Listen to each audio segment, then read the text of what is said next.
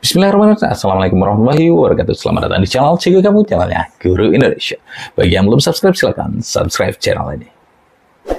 Hari ini kita akan berbagi tips dan trik mengikuti simulasi atau melaksanakan simulasi mengajar pada seleksi guru penggerak. Bagaimana tips dan triknya? Simak video ini sampai selesai, dan bagi yang belum subscribe, silakan subscribe channel ini. Yang pertama adalah pastikan jadwal di SIM PKB. Jadi jangan lupa lihat jadwal simulasi mengajar kita di SIM PKB.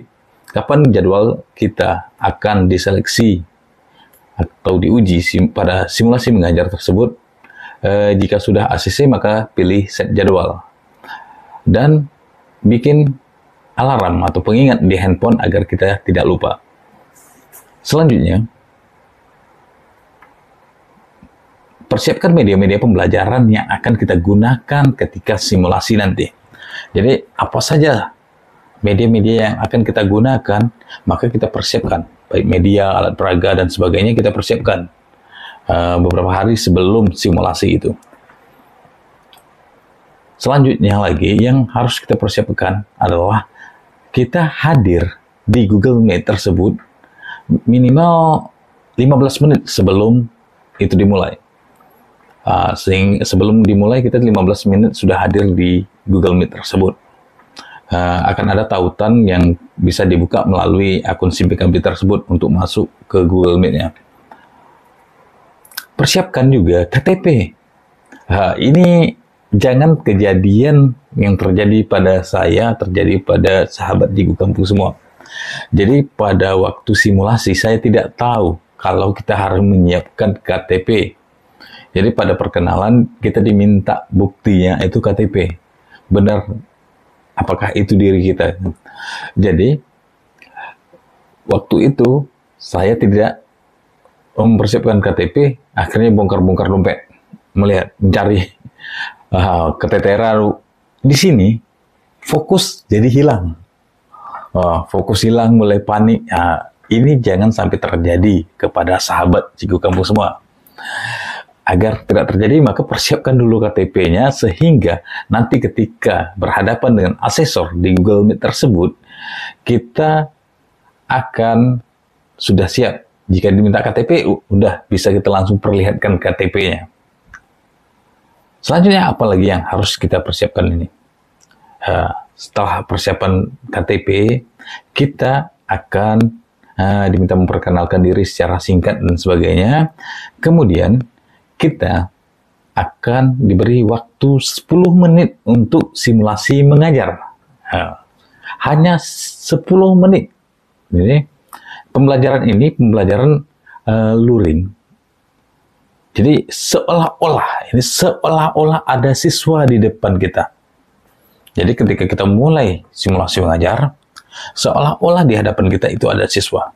Tapi siswanya nggak ada. Pada saat simulasi, siswa nggak ada. Namun seolah-olah ada siswa di situ. Jadi kita mempraktekkannya. Jika ingin memanggil siswa, ya tinggal kita panggil seolah-olah siswa melakukan itu. Jadi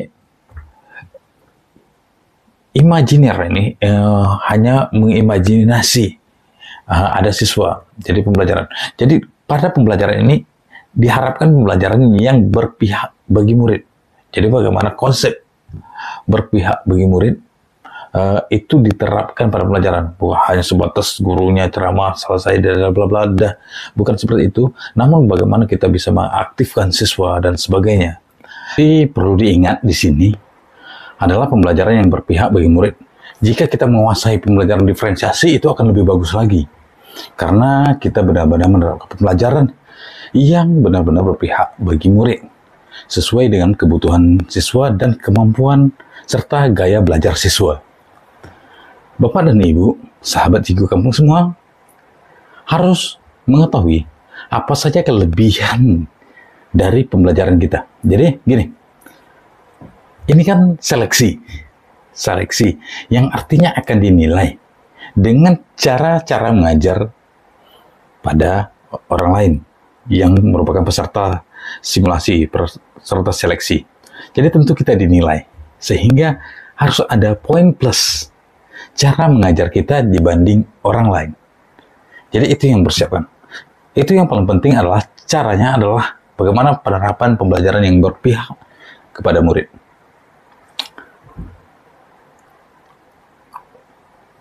Setelah 10 menit kita mempraktekkan simulasi mengajar, maka ini belum berakhir. Bukan artinya setelah selesai mengajar kita selesai, gitu. Bukan.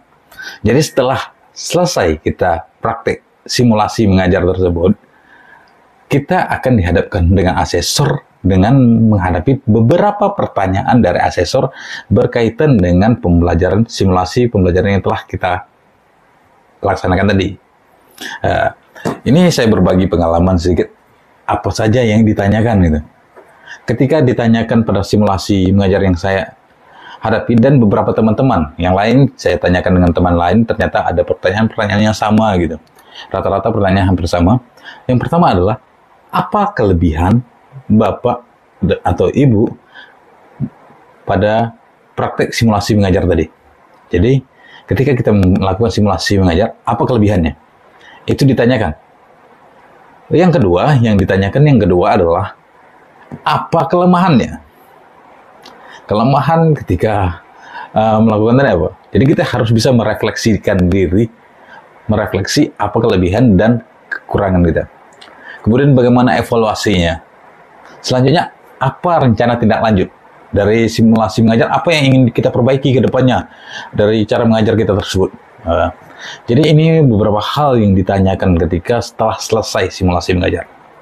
Jadi sahabat Jigo kamu semua, yang penting persiapan diri, cari poin kelebihan kita, bisa merefleksi cara mengajar kita dan sebagainya. Itu poin-poin penting yang harus kita kuasai.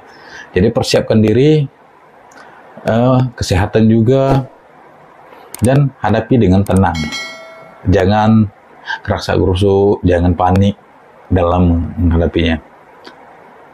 Sekian, terima kasih, sampai ketemu di video selanjutnya.